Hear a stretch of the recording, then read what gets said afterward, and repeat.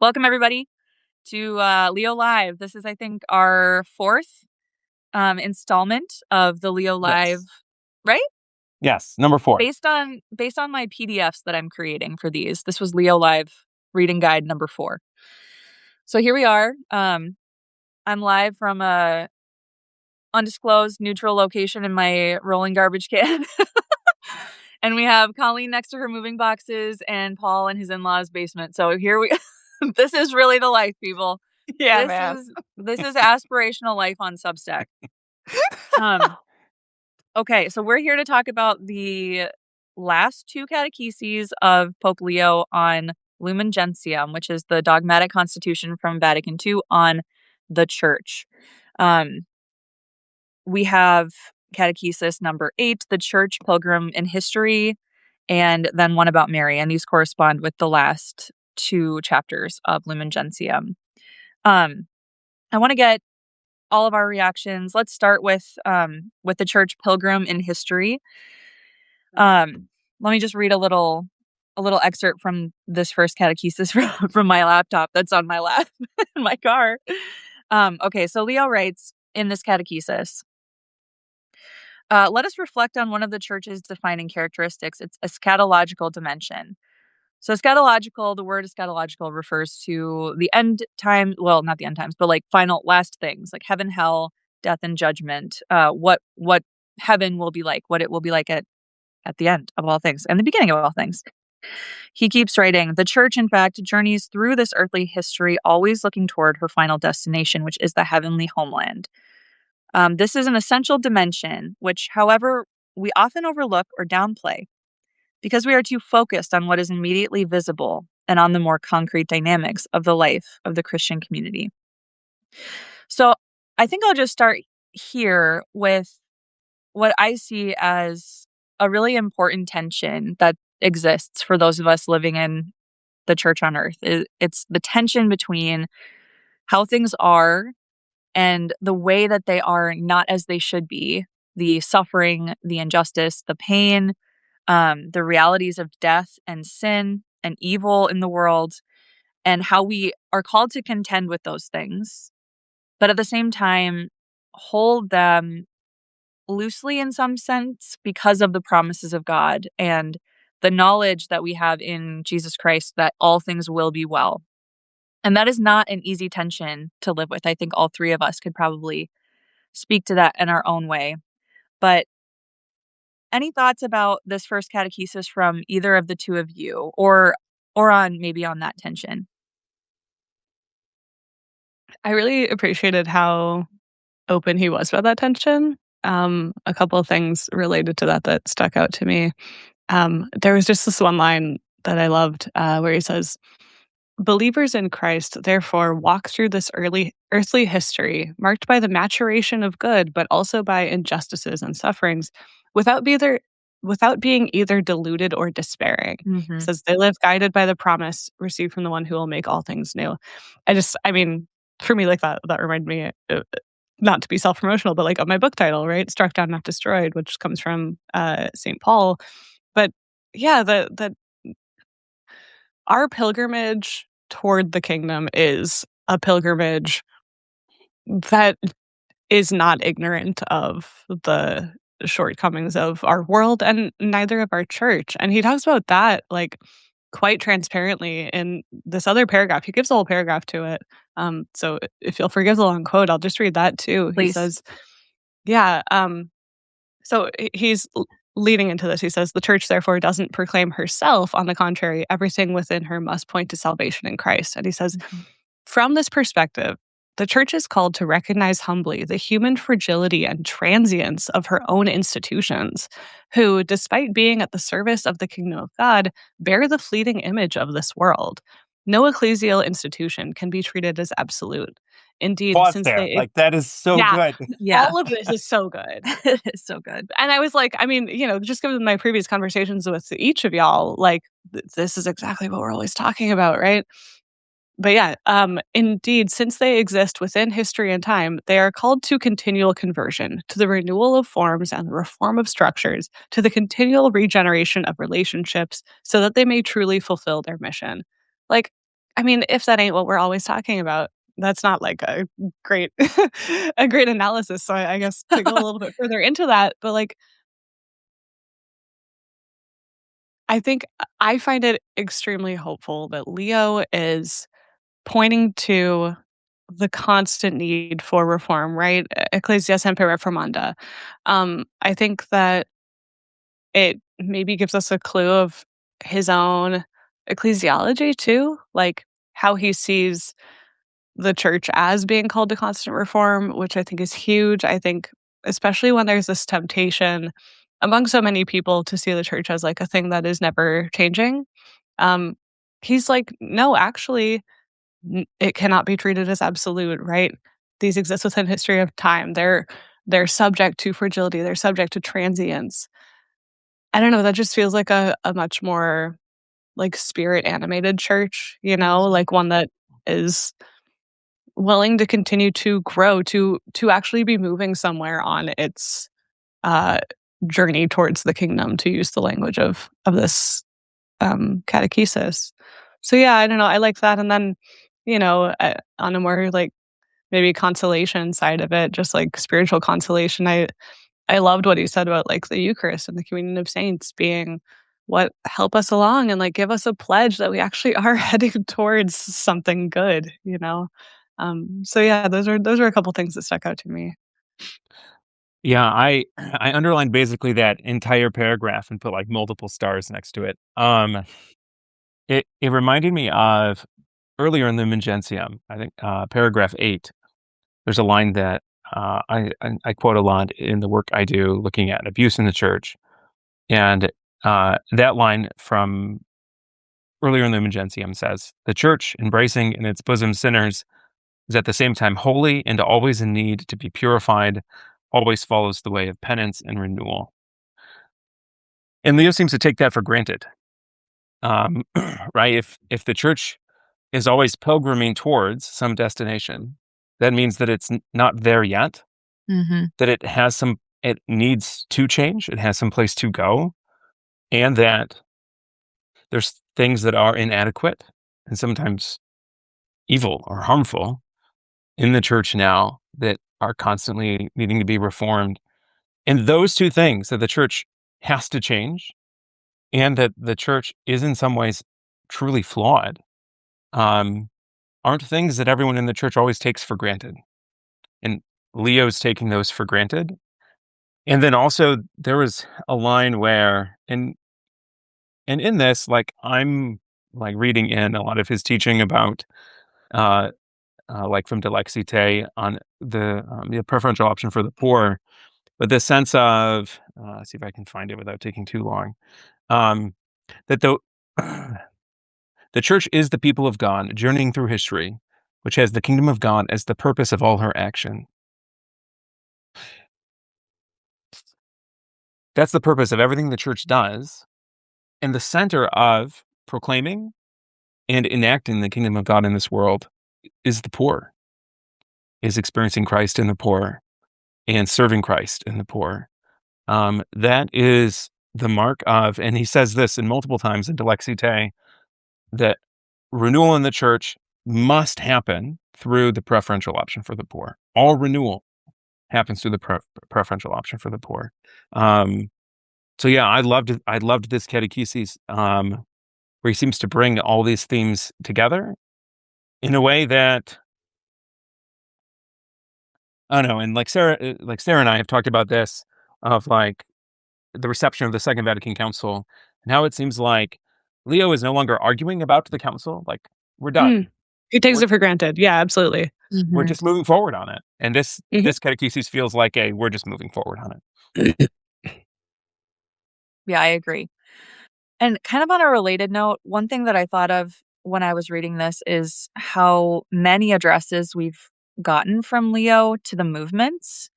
Like I think of the Neocats and Opus Dei, and there was one right after he was elected to like uh, charismatic movements, basically. And the history of those movements is complicated. It's not strictly all good news, and there's plenty within those institutions that has gone wrong, I think we can look at their history and, like, Paul, you've had very up close and personal experience with that, so have I. Um, but it's interesting to me that Leo, he does seem sanguine about the possibility that these movements could reform too.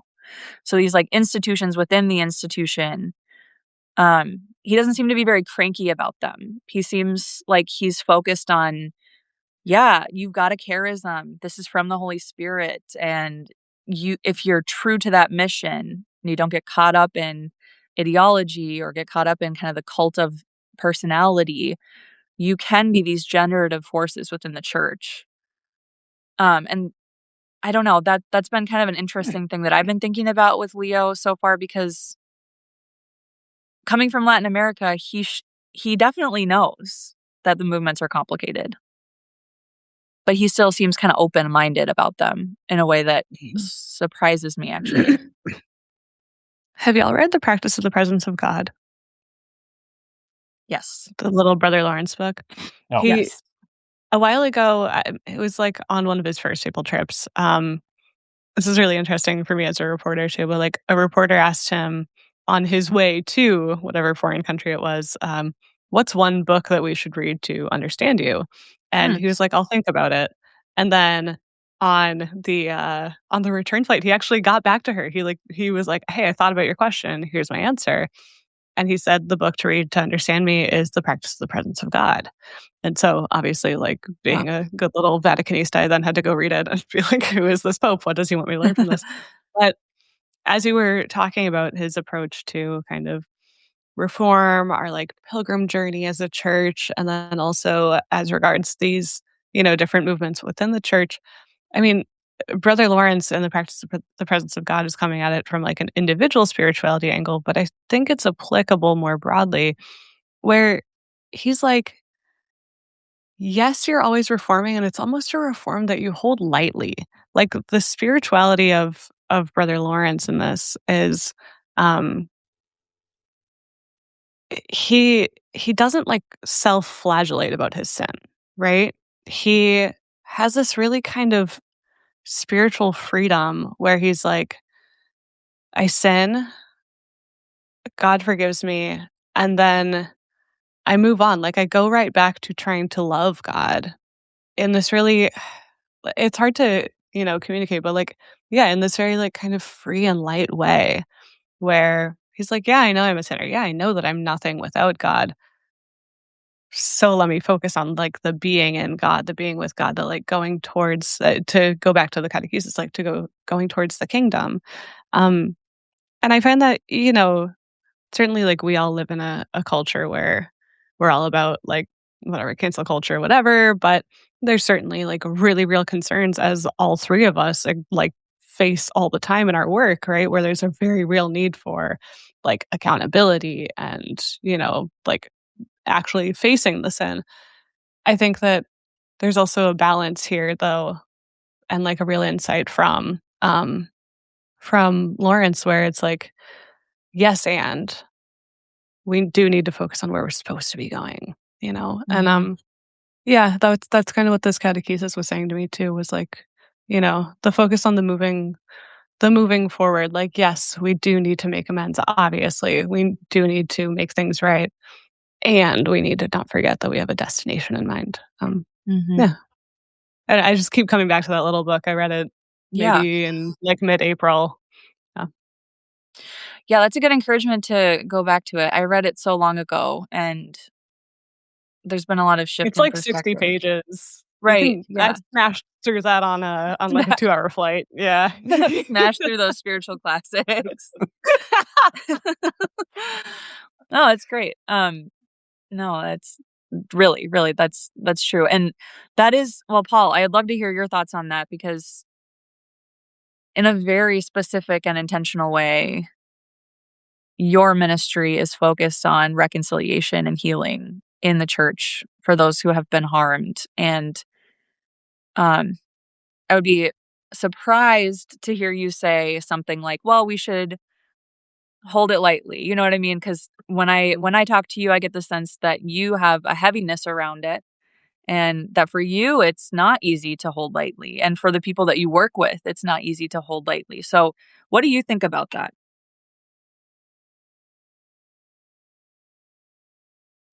Yeah, I have mixed feelings about that. I think, so a couple of years ago, I read a book by Dr. Judith Herman. She's one of the big trauma researchers, been around for several decades, and she wrote a book a few years ago on how survivors of abuse, how they conceptualize justice. Right, and she's not writing as a Catholic or Christian. I don't think she's religious. But through her clinical work and then through research, how do survivors conceptualize justice? And she's clear. She's like, I'm talking about like general ideas presented, not specific individuals, right? You're going to find specific survivors who conceptualize different things, but broad trends are not a need for retribution, but really a desire for truth telling, that the truth is told Mhm. publicly, that there's a taking of responsibility from the community for participating and allowing the abuse to happen, and not a punishment, but a removing from power the people who abuse their power so that they don't harm others moving forward. And this book reminded me deeply of, like, if you go to the Catechism and the acts of the penitent for the Sacrament of Reconciliation, there's 3 acts of the penitent. They examine their conscience, they confess their sins out loud, and they make reparation. Um, I think that has to be done. And I think if that's not done, that's where we get gaping, festering wounds that just remain open for decades and centuries. Mhm. But once we do that, then it isn't about identifying with, um, I wouldn't want the church to only then identify with all the ways that, we were once slavers and we did all these terrible things to women and we did all these terrible things to indigenous people. And we did like, okay, there's a sense of like, we do need to move forward. But I think the moving forward needs to come from this foundation first. Yeah, Um, absolutely. and I think since maybe really only since Vatican II do we see discussion at the highest levels that the church actually needs to do penance for its failures. There was, at least since Trent, in my reading, this real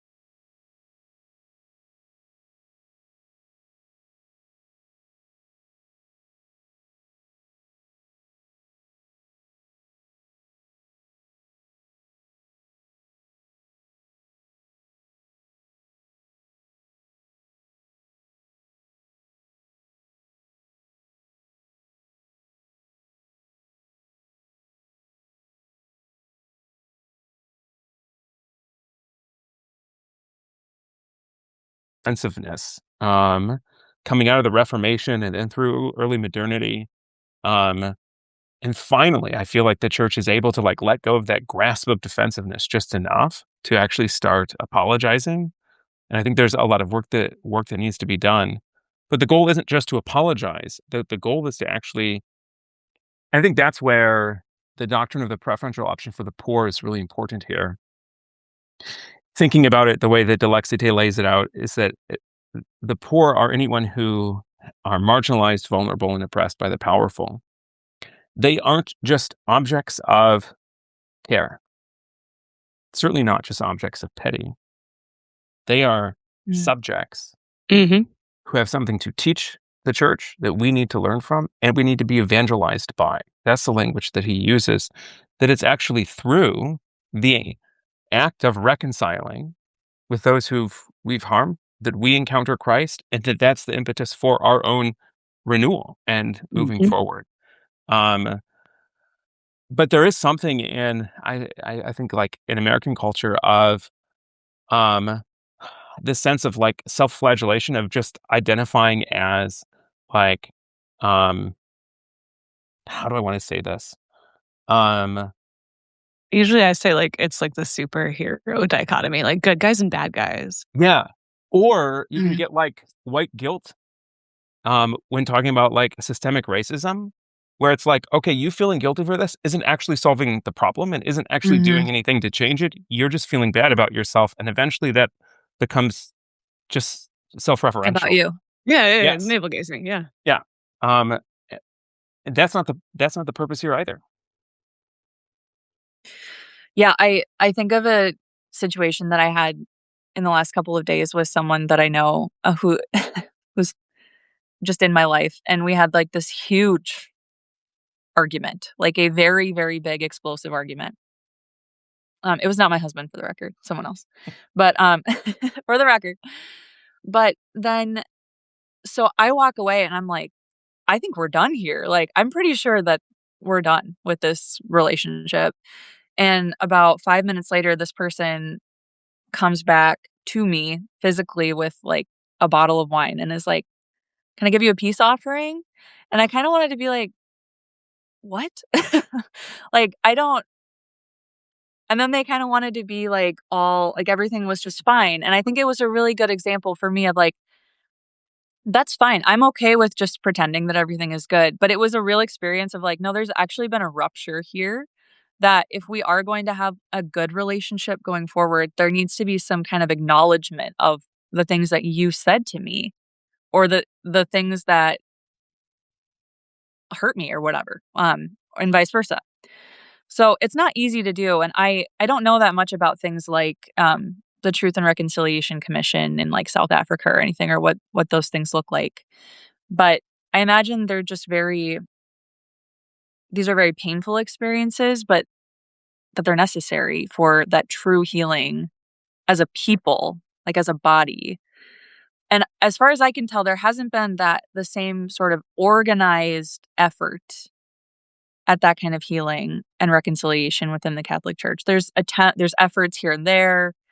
I don't know, maybe one of you could speak to that. And this isn't really my world either, so, kind of like the abuse crisis world, but it seems to me like there hasn't been, like, a very concerted, organized, joint effort to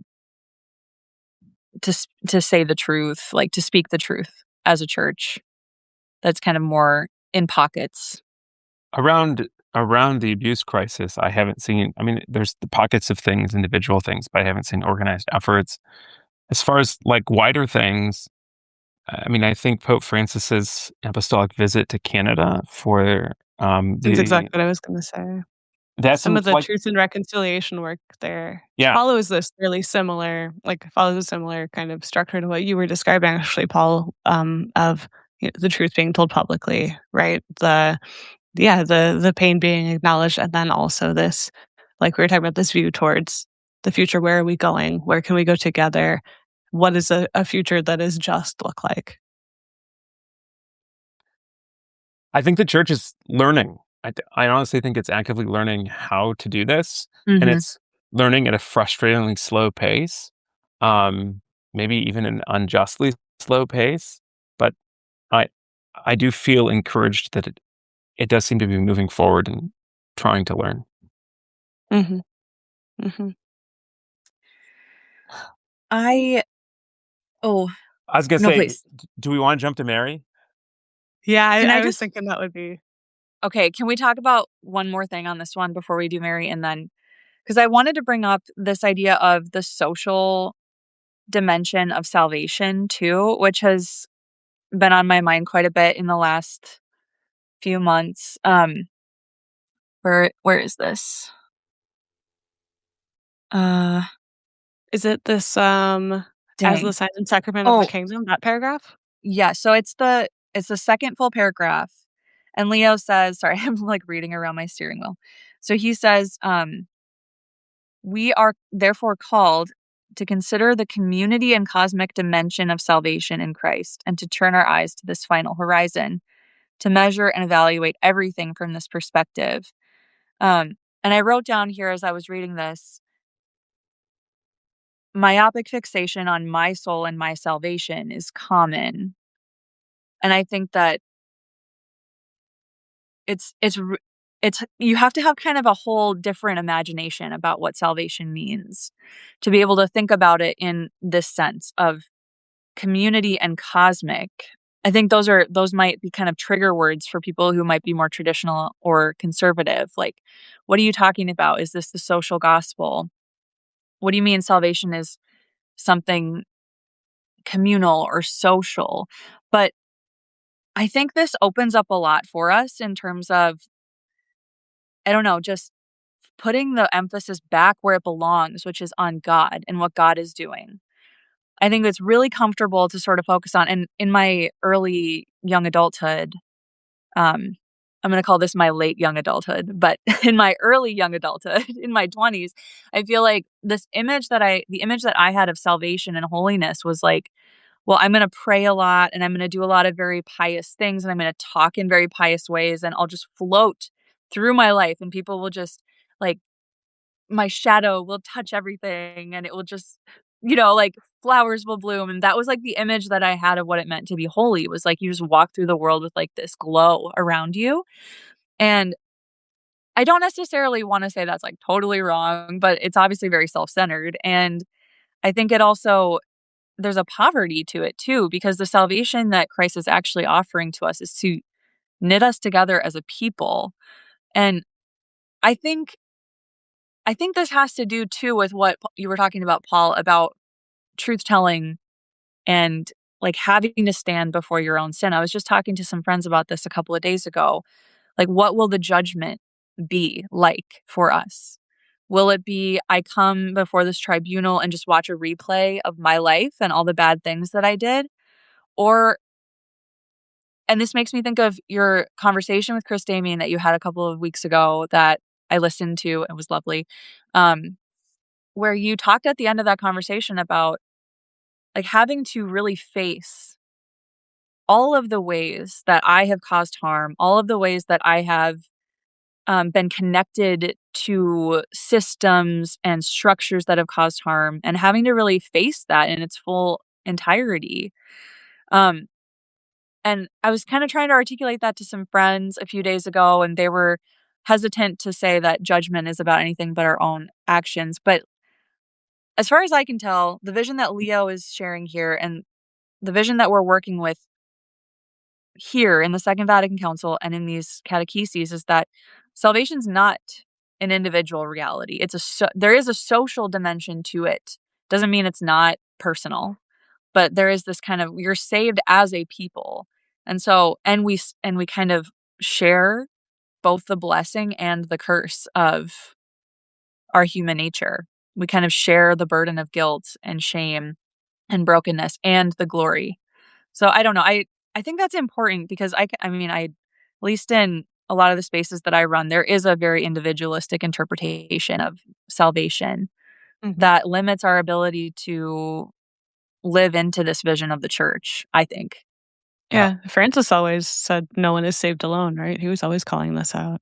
And I think that for Americans, like, we have this very individualistic culture, and that, like, then also maps onto our imagination of salvation. Maybe that's also, like, American Protestant kind of influence, but I personally, like, as a person raised in that culture, I have a hard time imagining what it does mean or, like, look like that we are not saved alone. Like, what what does that mean for me? What would that look like, you know, to be saved with others and to affect yeah, to kind of work towards all of our salvation, not in a I am preaching the gospel to you in order to save you so that I score some kind of cosmic brownie points with the big guy upstairs, but, you know, what would it mean to undertake this together? Yeah. And, yeah, I mean, I guess what this catechesis is pointing to is like a kind of kingdom of God vision, where we're going towards it together. Kind of maybe to paraphrase Leo, he's always saying like we need to be going in the same direction. People will go faster and slower, but the important thing is to be going in the same direction.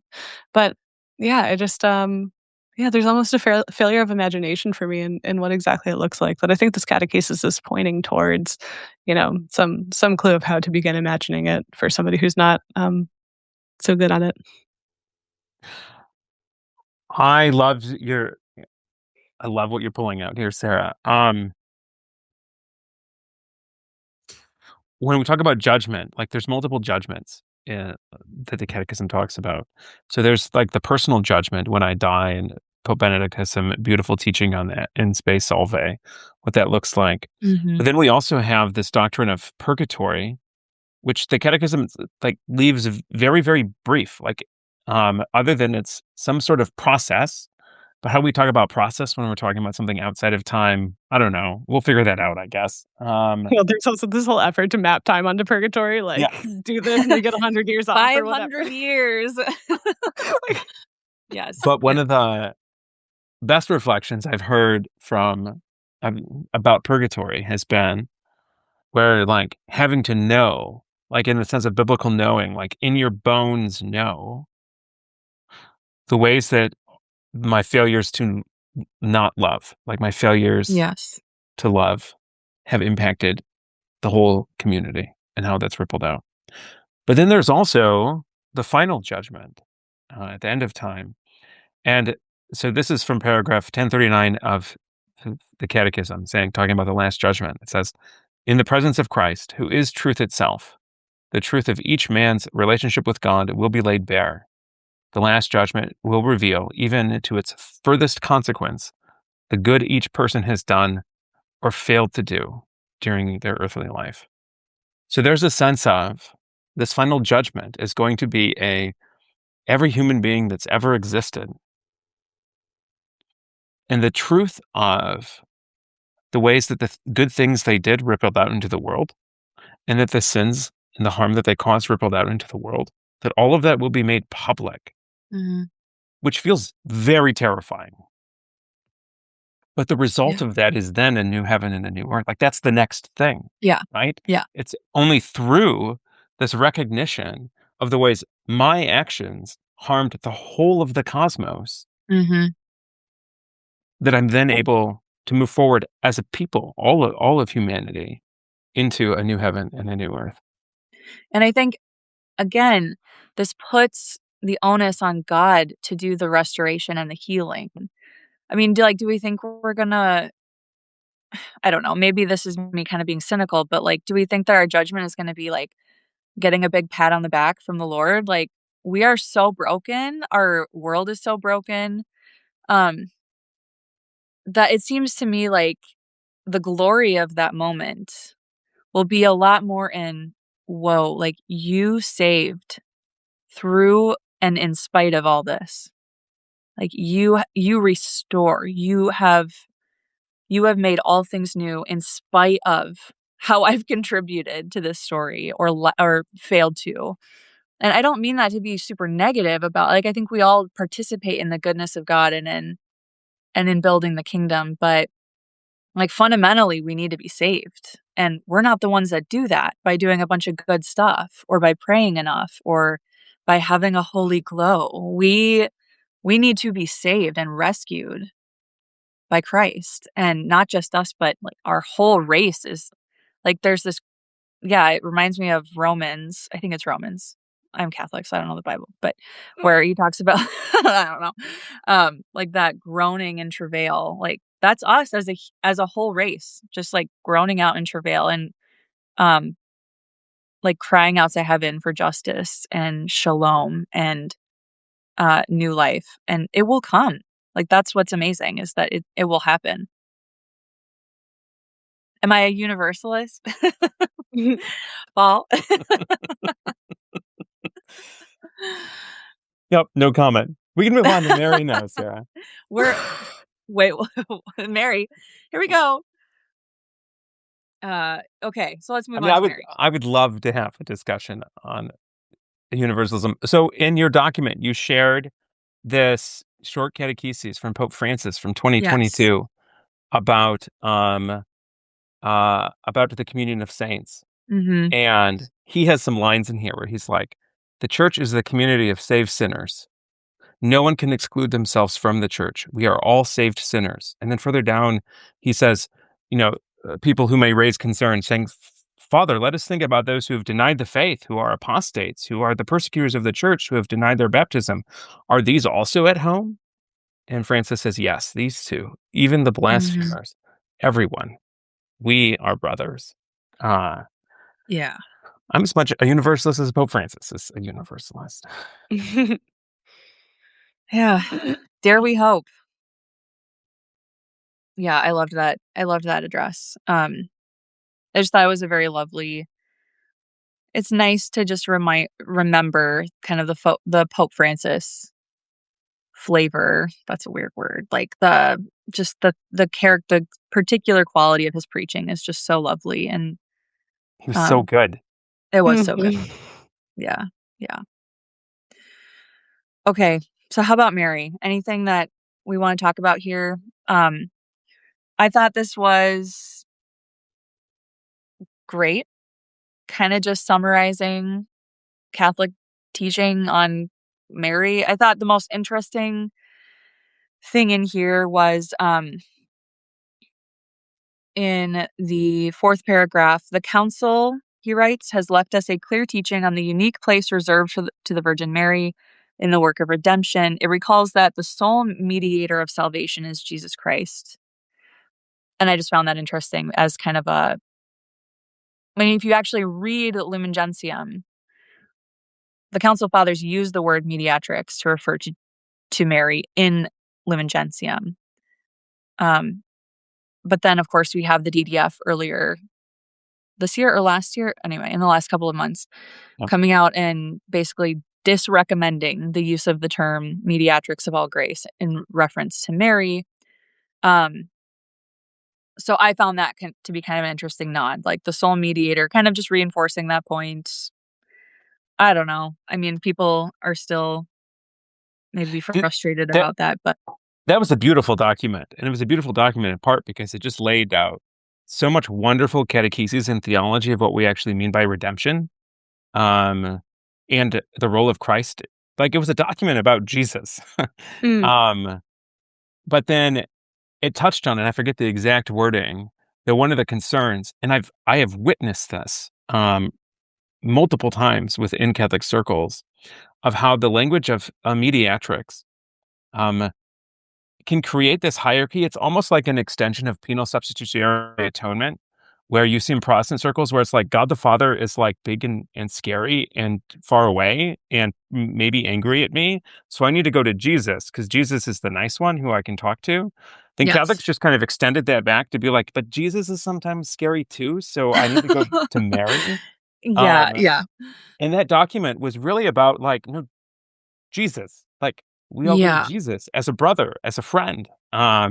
We don't need someone to mediate between us and Jesus. That is, I mean, that's antithetical to who Jesus is to say that we need a yeah. mediator between us and Jesus. Mhm. Mhm. Yep. I don't know. Any other thoughts about this catechesis on the Virgin Mary?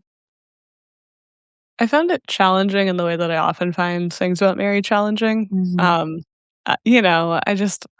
I guess, like, just as a, yeah, woman who, like, is not miraculously a virgin mother, like, just a human. Uh, yeah, I often find it, challenging that she is, like, yeah, the virgin mother thing is held up as, like, this amazing, like, miracle that we are all supposed to be aspiring to, and just as, like, a woman living a regular life, I feel it primarily as an impossibility, um, and, like, Mhm. that we're being called to something impossible, and so I find Mary challenging, and so then I found it somewhat comforting when Leo in the penultimate graph says, let us be challenged, therefore, by the sublime model who is Mary. I'm like, yeah, that's Yeah. how I'm feeling.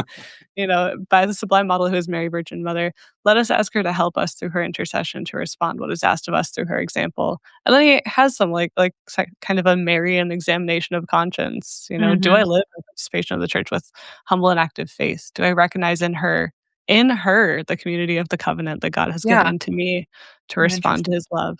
It's, yeah. So I appreciated the kind of pastoral touch there, and I do find some Yeah. of those questions challenging, right? The emphasis on obedience to the pastors given by God that he talks about. Yeah, I think it's a tough one. Mhm. But I think the point is to be challenged. So, Oh, I liked that Mary wasn't presented as like only passive and receptive.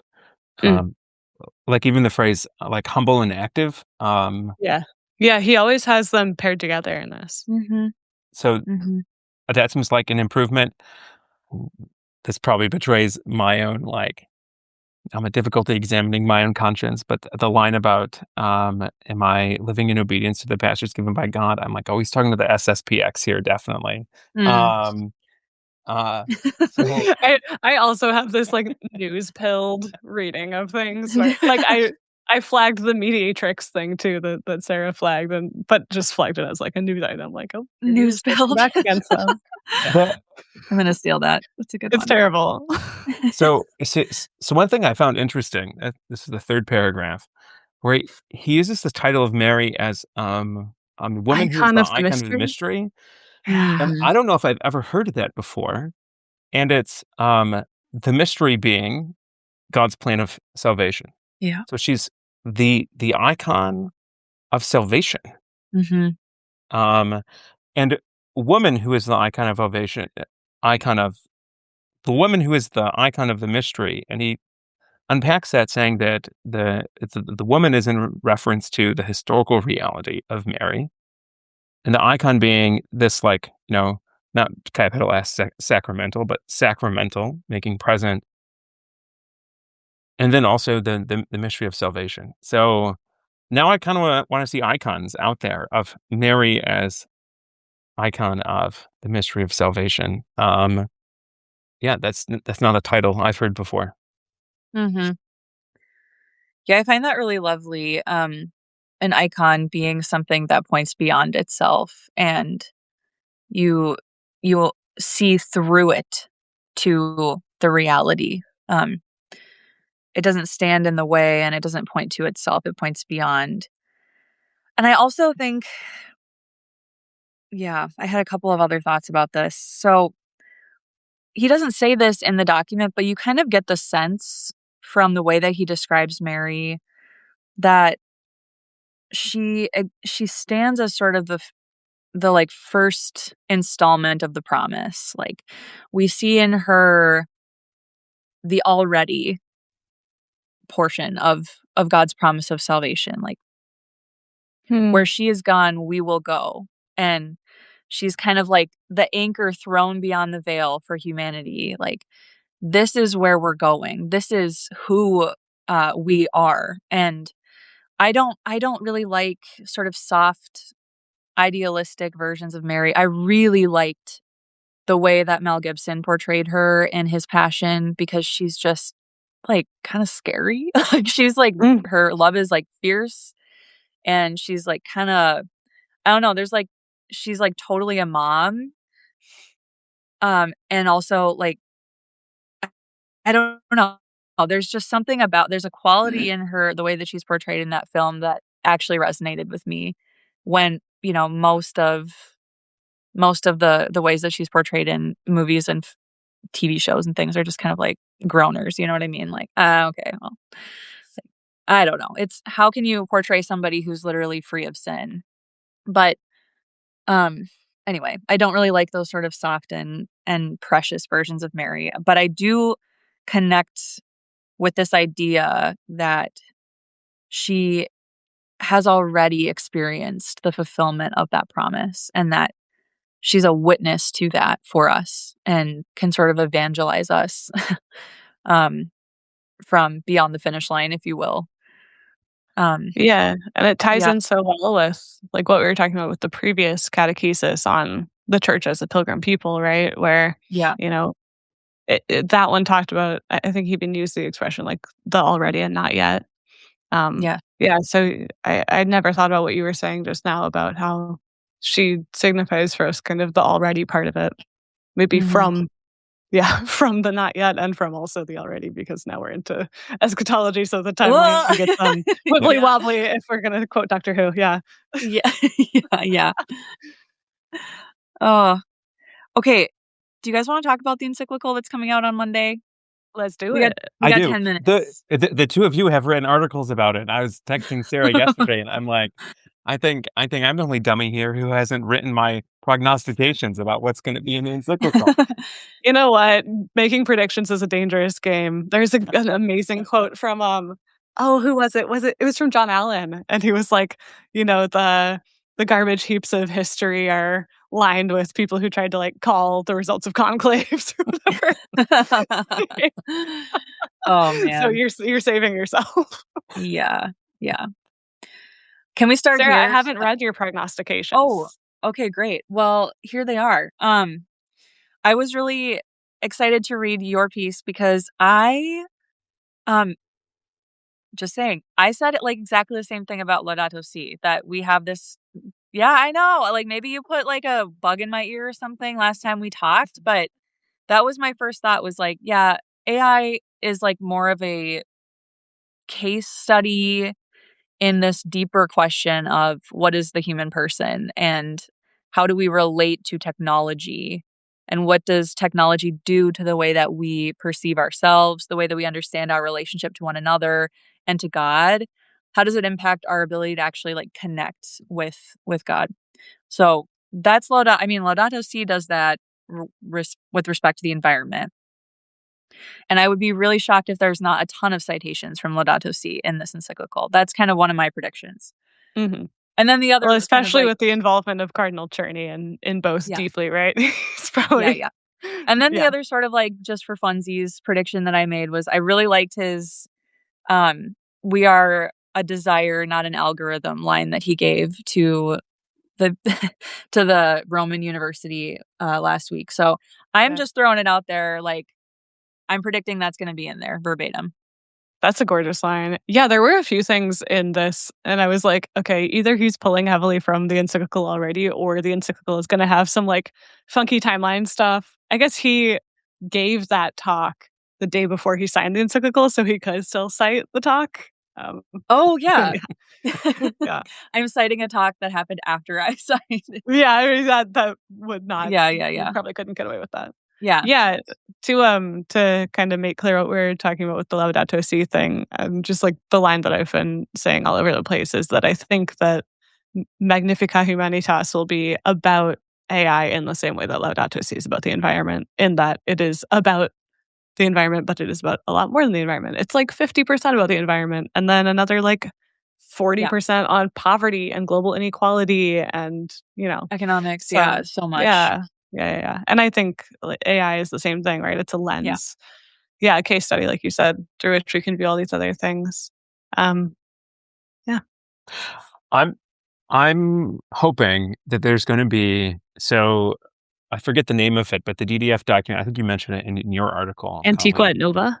Yeah, that came out like a year and a half ago. That was like, I feel like that snoozed past the news cycle. Yeah, and it was good and it was relevant, and I think it's gonna be cited a ton in this. I Mm, think we're gonna get a lot of the same ideas. yeah. the the thing I liked about that, so that document was split into like two parts. The first part was a beautiful anthropology, and then the second part was some like applied, like ethical considerations of AI in different settings. But the anthropology part was really fascinating because it was, if I recall correctly, all about what is intellect? Like, what does it mean when we say that human beings are intelligent? What do we mean by intelligence? And it gave a deeply philosophical and theological response to what intelligence is. Mm, Now, that also came out and because that would have been a year and a half ago. So that was Francis. That came out just a few months after Delexit Nos came out, which has a beautiful chapter on the human heart as the place of synthesis of intellect and emotionality and soul, etc. So I'm hoping this encyclical brings some of those pieces together to present what is a vision of humanity that is thoroughly not modern, that is not technical, that is not materialistic, not angelistic, but this integration, this synthesis of all of these pieces. What do we mean by intellect? What that's a piece I'm hoping from it. Mm-hmm. I'm also thinking of something that Ricardo Simmons wrote on his Substack Galileo's Ghost, and he wrote that he hopes to see, and I share this with him, something more than just technology used for good is good, technology used for bad is bad. That would be a missed opportunity here. And so I like what you're saying, Paul, about can we give a positive vision and actually talk about what technology is, because I love this line from Pope Francis in Laudato Si. Technology is never neutral. That's really important. It's not just here's a spoon. If I use it to stab someone and kill them, it's bad. Or if I use it to eat food, it's good. No, it's every technology has this kind of inherent logic of what we're trying to do with it. And it shapes the way that we view the world around us. It shapes our relationship to creation and to other people and to God. So I would like to see, I'm with Ricardo on that. I would like to see actually some kind of wrestling with what actually is, how is this technology composed? What is it? And what does it do to us by the very way that it's created? I think that would be a valuable contribution in addition to sort of giving that robust anthropology. I have nothing to add to this. You guys are obviously, I'm just I'm a reporter, so again, news filled, but so I appreciate hearing your more philosophical, reflections on what questions should be wrestled with. I guess the only thing I can add is we're hearing that the document is 250 pages long. It is longer than Laudato Si. No. I was hoping. I'm so Leo, there you is plenty write so of concisely. space for them Hating it. to. Yeah. There's plenty of space for them to wrestle with both of these things, I think, and give a very robust anthropology. I've been making the repeated joke the past 2 weeks. Pope Francis, love him deeply, but he was if you can say it in 20 pages, why not say it in 100 pages? And Leo has demonstrated a little bit. I didn't want to read a book. Okay. He's had a little bit more restraint. How am I supposed to read a book in a couple hours to get this thing out for the news deadline? Yeah, right. So, oh, we will hold each other in prayer. I was gonna say we will. The craziness is that you're then gonna have everybody's just gonna turn around and throw it into ChatGPT, right? It'd be summarize this for me. Don't say that. It's true though. I know. Bishop Flores published a piece in America this week where he was the headline is, Leo's AI encyclical is coming. Don't let ChatGPT read it for you. Oh, that's actually a great take. I love that. Yeah. Here's a reporter question for you, Colleen. Let's do it. What do you make of the anthropic guy, I'm forgetting his name, being at the release, and Pope Leo himself? Christopher Ola. Yeah, and Pope Leo himself being at the release.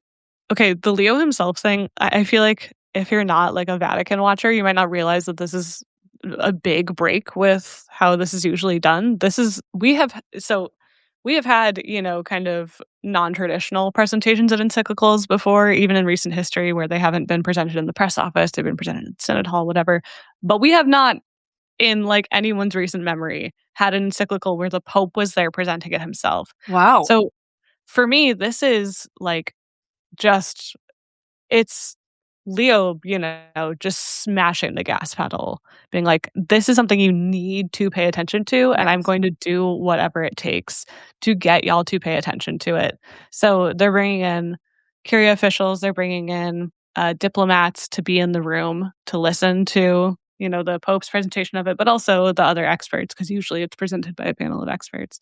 I think he's probably going to speak some English on this. I think, that is kind of the language of the tech industry. Mm, And he knows that when he speaks in English, people take it and, cut it up and use it in the news. I think he knows that it'll help the message get farther. And clearly, yes. we know from the very beginning of his pontificate, when he talked about why he chose his name, that he chose it. He said this because Leo the 13th was Pope during the Industrial Revolution, and we are going into a new Industrial Revolution that needs the church's social teaching. And so he picked Leo the 14th as a specific nod to that, to this AI revolution. So, like, clearly, this is just like a signature focus of his pontificate. He's releasing this before he ever releases some programmatic encyclicals, too, right? Mm, Like, we have yet to get the Evangelii Gaudium of this papacy. Instead, we're getting this AI one first. So I think he's yeah. like, it's an effort to get people to pay attention. I think his presence is. The presence of Christopher Olah is interesting. I don't know exactly what to make of it. I think calling it straight up an endorsement of Anthropic is maybe not completely correct. Mhm. Certainly, you know, Anthropic caught positive attention from the Vatican when it had that clash with the Trump admin, when they refused to kind of forego some of their human oversight of AI weapons. And so they lost the Department of Defense contract because of that. And then the Trump Mm, administration, I think, barred them from some other things. There was like some actual retaliation in response to that. And now Anthropic has a lawsuit against Trump. So, like, I think that insistence on human oversight jives a lot with what we've heard from the Vatican for like the last 10 years, yes. 15 years on the importance of human oversight in AI. So I think that like that is probably why he was chosen. But it's important to say that like the Vatican has had they're called the Minerva dialogues, like ongoing dialogues with big tech leaders about the ethical development of AI and the importance of AI being at the service of humanity, yeah, for like a decade. Mm, And Anthropic was at various points, attendant at different Vatican conferences on this, but like the Vatican's been on this for a long time, and Anthropic's been part of that conversation. So yeah, they could have gotten someone from probably a lot of different companies. They just recently did a big AI project about St. Peter's Basilica with Microsoft, where they built like a AI reproduction of the inside of the basilica. well, So it's really interesting, but yeah, yeah. I wouldn't say straight up endorsement of Anthropic. I think interesting choice, probably linked to ethics, but not like a Anthropic can do no wrong. It is the official AI, Yeah. company of the Vatican. Like, no, calm that down. Yeah. No imprimatur. Yeah. Yeah. No imprimatur. Well, we are all gonna have a very fun Monday, I'm sure. And Happy and, Memorial Day. Happy day yeah, off, right. everyone. That's right. It will not Frank be a day off. Rocca, somebody posted, like, this pope has a very interesting idea of how to spend American holidays, like Thanksgiving in Turkey, 4th of July in Lampedusa. That was And Memorial Day, reading a 250-page document about artificial intelligence, let's just call it a which book. I I mean, personally will wholeheartedly love because that's just the kinda weirdo that I am. And, Paul and I okay. will be placing it having, like, our e-readers read it out loud to us while we pack our houses up for our moves. Oh my gosh. Well, I God bless can't. you guys. I have to read and You underline. got Uh, I just went to my family for 2 days. Yeah. Where'd Catholic Paul social go? teaching, baby. Where did dad go, Mom?